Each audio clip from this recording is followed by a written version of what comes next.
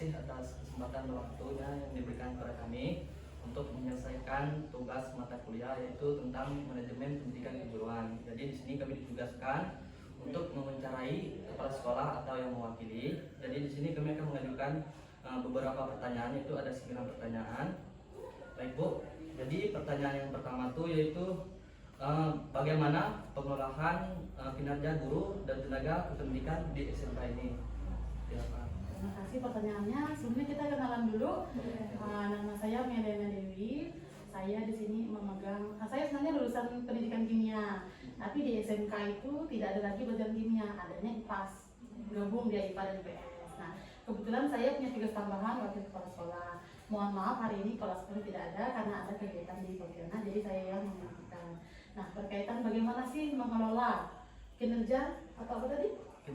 Kinerja guru. Ya, bagaimana sih mengelola kinerja guru? Yang pertama itu kepala sekolah tidak kerja sendirian, karena di sekolah itu ada 4 wakil kepala sekolah. Nah, biasanya kita mengelolanya secara bersama-sama. Misalnya seperti pembagian tugas apa, tugas tambahan, itu kita diskusikan dulu bersama kepala sekolah.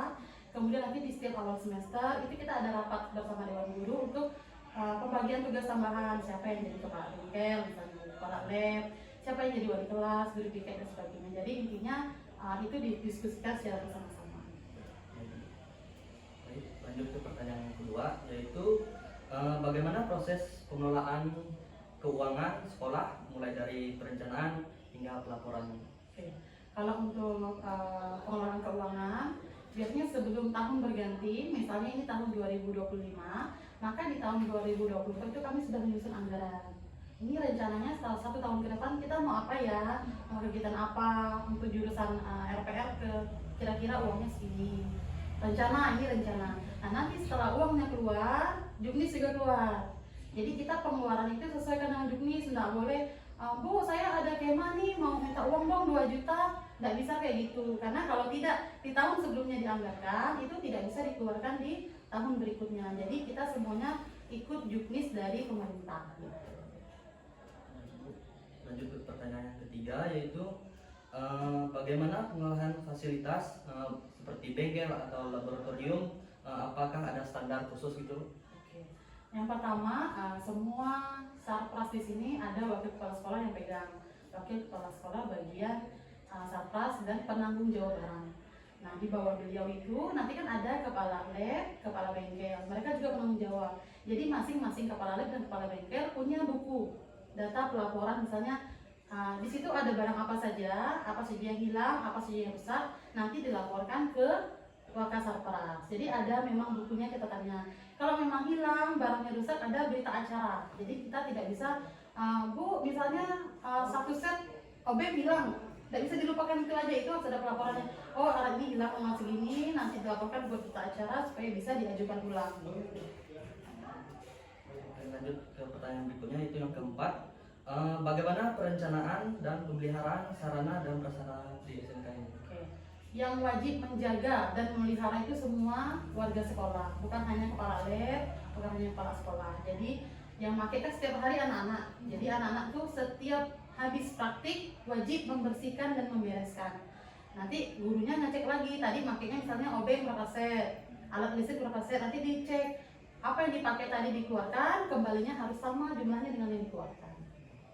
Baik, lanjut ke pertanyaan berikutnya, itu yang kelima, bagaimana mekanisme penerimaan atau pembinaan dan evaluasi peserta didik? Oke.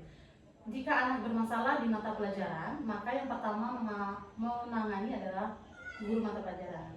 Saat dipanggil guru mata pelajaran ternyata masih berulang, maksudnya tidak ada perubahan, naik ke wali kelas. Ternyata sudah dipanggil wali kelas tidak juga perubahan, naik ke kesiswaan, ke BK dulu.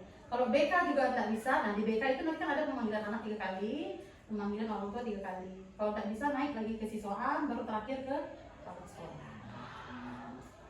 Baik, kita lanjut ke pertanyaan berikutnya, itu yang keenam, yaitu bagaimana sekolah menyusun dan mengimplementasikan kurikulum kejuruan? Kalau kejuruan itu kan kita di sini sudah ada MOU kerjasamanya dengan Mitra Dudika. Jadi di RPL itu kita kerjasama sama Komdis yang di Pino, toko komputer. Kemudian yang otomotif itu kerjasama dengan Honda di Pontianak. Jadi gimana caranya kita ada namanya sinkronisasi kurikulum setiap semester. Jadi kita punya kurikulum dari pemerintah kan, kita bawa ke mitra kerja kita cek apakah kurikulum kami sama standarnya dengan mereka. Jika tidak, bagaimana nih yang mau kita setarakan, mau kita selaraskan. Biar lulusan kita nanti begitu selesai bisa kerja di tempat mereka. Jadi ada sinkronnya. Iya, ada kerjasama. Jadi kalau kerjasama itu bukan hanya tanda tangan kontrak, tapi isi yang kita ajarkan juga harus sesuai dengan standar mereka. Bahkan yang bengkel itu, kalau mereka visitasi ke sini, mereka akan cek apakah alat yang kami pakai sesuai dengan standar mereka. Kalau tidak sesuai standar, maka kerjasamanya akan diputus. Lanjut pertanyaan berikutnya, itu yang ketujuh, yaitu bagaimana upaya peningkatan kompetensi guru dan tenaga kependidikan di tempat SMK. Oke, untuk peningkatan kompetensi itu yang pertama, kalau dari sekolah kami ada IHT, in-house training, itu 3 kali dalam 1 tahun. Itu waktunya bebas, fleksibel aja, tapi itu wajib dilaksanakan. Untuk apa? Supaya yang pertama, kami kan SMK teknologi. Masa gurunya tidak bisa menggunakan teknologi, sementara anak-anaknya harus tahu teknologi. Nah, itu adalah IHT. Nah, itu yang wajib di sekolah. Sedangkan yang di luar itu biasanya kalau ada surat undangan dari Dinas Pendidikan Provinsi, gurunya dikirim atau ikut bebas. Kan banyak tuh sekarang webinar di PMM, di ruang GTK. Nah, jadi seperti itu. Mau online atau offline, masing-masing guru bisa menyesuaikan. Kita untuk pertanyaannya, yaitu pertanyaan yang ke-8, apakah SMK memiliki kerjasama dengan dunia industri? Bagaimana bentuk dan manfaatnya? Oke. Seperti yang sudah saya jelaskan tadi, kami dua-duanya sudah punya kerjasama. Apa manfaatnya? Yang pertama, kami kan ada pelajaran P5. Nah, SMK, SMA kan semuanya sekarang SD kan ada masalah ya. Nah, kita saat P5 itu kita manfaatkan. Jadi proyek kerjanya itu kita ke perusahaan-perusahaan kunjungan, lihat proses kerja. Nah, manfaatnya di situ. Jadi kerjasama itu tidak hanya terbatas kita tanda tangan kontrak, tapi kita bisa menjalin kerjasama, anak belajar langsung ke tempatnya, atau mereka kita undang menjadi pembicara. Beberapa kali seperti itu. Misalnya tidak hanya yang kerjasama ya, misalnya ada orang tuanya yang punya ini usaha tahu, kita hadirkan jadi pembicara. Yang dari Komdis kita hadirkan jadi pembicara. Jadi 1 hari full pelajaran P5 itu 8 mata pelajaran, isinya itu dari mitra kerja yang memberikan materi ke anak-anak di sini. Apa manfaatnya? Sangat bermanfaat. Yang pertama, kami tidak perlu capek-capek cari ini mau kasih materi apa ya gitu. Kita tinggal kirim undangan ke mereka. Nanti mereka yang kasih materi, nanti anak-anak bisa buat laporan. Ilmunya nambah, kemampuan menulisnya juga meningkat. Pertanyaan terakhir, pertanyaan ke-9, yaitu apa tantangan terbesar dalam mengelola pendidikan kejuruan di SMK ini? Terus bagaimana kepala sekolah atau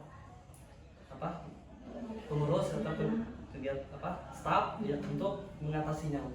Tantangan terbesar tuh yang pertama motivasi ya. Mungkin kalian juga ngerasa lah ya dulu jadi siswa. Anak-anak nih gini ya, enak kan, teknologi itu nyaman sebenarnya, kita tinggal pakai. Tapi begitu disuruh mengaplikasikan, membuat itu susah. Nah, karena terlalu enak hidupnya gitu. Apa tantangannya? Malas. Kemudian di sini masih ada anak yang bilang, saya ini dari kampung, maksudnya nggak ada guru. Gitu. Atau mungkin ada anak-anak yang memang dari keluarga yang tidak mampu masuk SMK teknologi, tapi misalnya HP nggak punya. Bu, saya punya HP tapi nggak ada kuota. Nah, itu jadi tantangan yang paling sering. Jadi misalnya saya mau pakai Quizizz, pernah tahu tentang Quizizz kan? Nah, saya mau quiz hari ini biar menyenangkan, tapi keluhannya, Bu, saya nggak punya kuota, jadi saya harus beli kuota bergiga-giga supaya teteng. Nah, itu satu kelas. Nah, itu sih tantangannya. Tapi kalau untuk yang terlalu berat, saya rasa semua sekolah mengalami sih, paling motivasi anak yang apa ya, sekarang tuh karena udah nggak ada ujian kali ya, anak tuh nggak excited sama belajar. Kalau zaman saya dulu kan ada ujian nasional, ada yang nggak lulus gitu kan. Nah, kalau sekarang anak-anak paling lulus bagus kan. Nah, itu sih tantangan terbesarnya. Nah, gimana caranya ya, kita kasih pengertian. Nilai itu memang bukan segalanya, tapi kan proses kita mempelajari itu seperti apa. Nah, kamu sekolah itu tujuannya bukan juara 1, saya bilang. Kamu juga sekolah mungkin tujuannya bukan langsung sukses, tapi bagaimana kamu mengubah cara berpikir kamu. Biar kamu walaupun nanti enggak jadi orang kaya, enggak jadi pejabat, tapi kamu tidak dibodohi oleh orang lain. Itu sih. Begitu aja. Baik Bu, terima kasih atas jawaban atau tanggapan yang diberikan Ibu kepada kami. Mungkin itu saja yang pertanyaan bisa kami ajukan. Atas perhatian Ibu, kami ucapkan terima kasih. Kan? Dapat yang banyak terus kepotong gitu ya.